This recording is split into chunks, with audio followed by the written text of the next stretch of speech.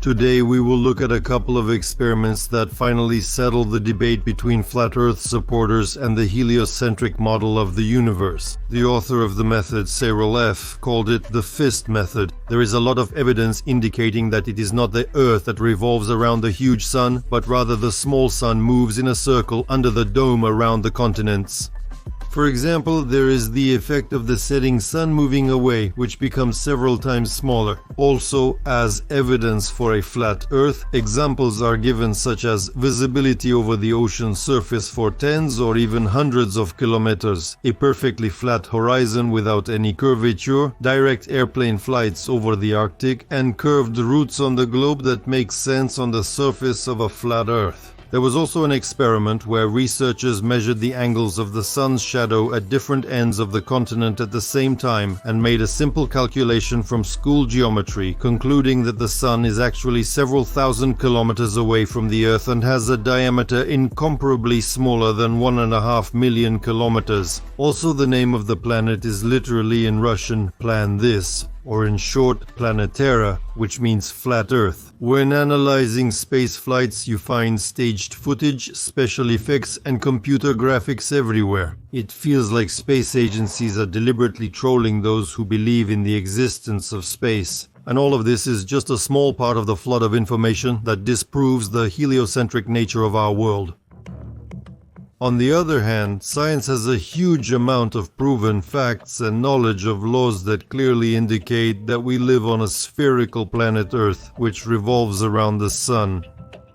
Also, the pre-flood culture in its sources shows the same structure of the world. And at the origins of the language there are roots that denote planets and galaxies. The counting system contains embedded meanings connected to cosmic distances and movements. Past planetary catastrophes, reflected in ancient maps, indicate the spherical shape of the Earth. And much, much more. So the essence of this method is that, according to the flat Earth model, the sun would move more slowly at sunrise and sunset, since it would be at the greatest distance from the observer. And at noon it will speed up.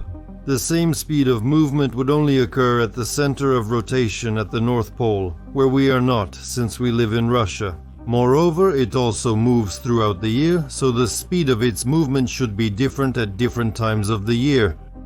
At noon. In summer, the sun should pass by us quickly, but in winter, more slowly. Moreover, in summer at sunset in the evening, the sun should take a very long time to go away. But in winter, if we look at the diagram, both at noon and at sunset, the sun should have roughly the same speed. And this acceleration at noon and deceleration in the morning and evening can be measured using a stick and a protractor. And otherwise, if the Earth is indeed a sphere orbiting the sun, then the angular movement of the shadow will be the same at any time. If anyone doubts this statement, then consult someone who is well versed in geometry. If the angles are equal, we live on a sphere rotating around the sun. If not, we live on a flat surface.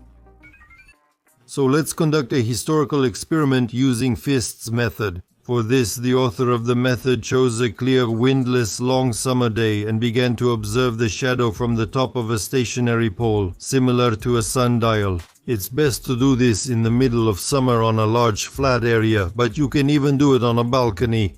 It's not essential.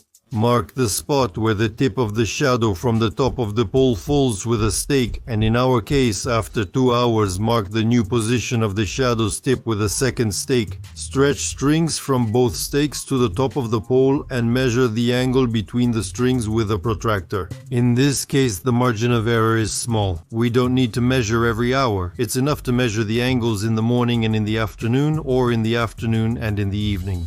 The angle of the sun's movement doesn't depend on the height or the location of the spire. The place can be tilted. It doesn't matter to us.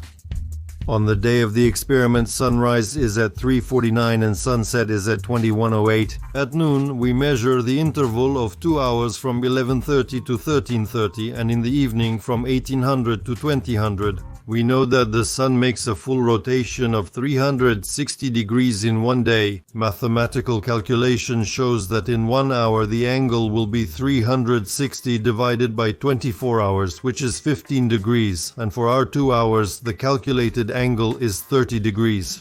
So tada, we get the results. And the result is somewhat staggering. As a result, in the afternoon and evening we got two identical angles of 28 degrees when measuring over 2 hours. We conclude that for an observer on Earth, the sun moves across the sky absolutely uniformly at any time of day. From this, we infer that it remains equidistant from the observer throughout the entire daylight period. This experiment disproves the flat Earth theory. I suggest we stand and observe a moment of silence in memory of this. So, let's share this with those who are interested in questions about the structure of the world. There's no need to doubt anymore or try to figure out the mistakes in other people's reasoning. Now that everyone has access to Fist's method, you can check everything yourself and get concrete results in practice. The next question is, why did we get 14 degrees instead of 15?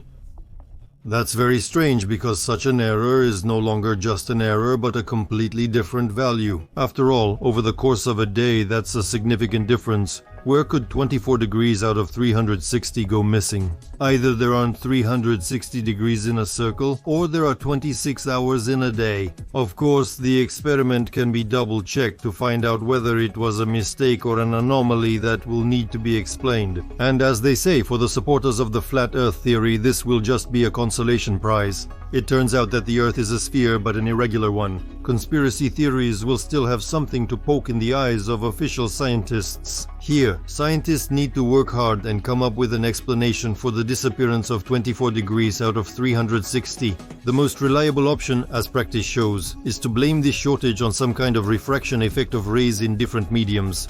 Let's recall the phrase from the movie Men in Black: the light reflected off Venus and ended up in a methane bubble. And that will be more than enough for us. Cyril F. offers another consolation prize for fans of the flat Earth theory. Alright, let's say the Earth doesn't revolve around the sun, but that doesn't disprove the theory that my eyes tell me that it's more likely the sun revolves around the Earth. In ancient history, there was a version of a flat Earth that flat earthers will argue for a long time. They barely made ends meet as it is, and even then, not completely. How are the sun and moon, planets and comets supposed to move under the dome? And proving the sun's rotation around the Earth is even harder. For example, according to the flat Earth theory, the moon should circle around just like the sun. But if you pay attention, in reality it behaves in such a way that its actions clearly disprove this kind of worldview. But this chaos can easily be explained by the rotation around a spherical Earth. However, there are other models of the world in which quite possibly the sun could have the same angle of displacement per unit of time as it moves. For example, the hollow Earth theory. There, everything should also move somehow and possibly also proportionally. The ancient Vedic concept. Or the Earth is also a sphere, but it's much bigger. The cellular structure of the Earth. But this is more related to the flat Earth principle, since the sun is located within a single cell, and any inconsistencies are resolved by the universal version of the world order. We live in a matrix with an individual reality. In this case, you can program the movement of the sun in any way, even to the point where it moves along an individual trajectory for each observer. It can have different colors, sizes, and so on. Even Elon Musk has stated this. That possibly we all exist in some kind of simulator like in the movie The Matrix. And back then, before Jordan Bruno, that is, before the upgrade, the Earth could have been completely flat, and even before that, the sun revolved around a spherical Earth. As we can see, if you think about it a little, there can be many versions explaining the same phenomenon, giving different results. Of course, the same angular velocity of the sun's movement is a strong argument that clearly disproves the idea of a flat Earth. Supporters of this theory, that is, flat earthers, will now have to return to the heliocentric system or find an explanation for this phenomenon that would not violate the laws of geometry.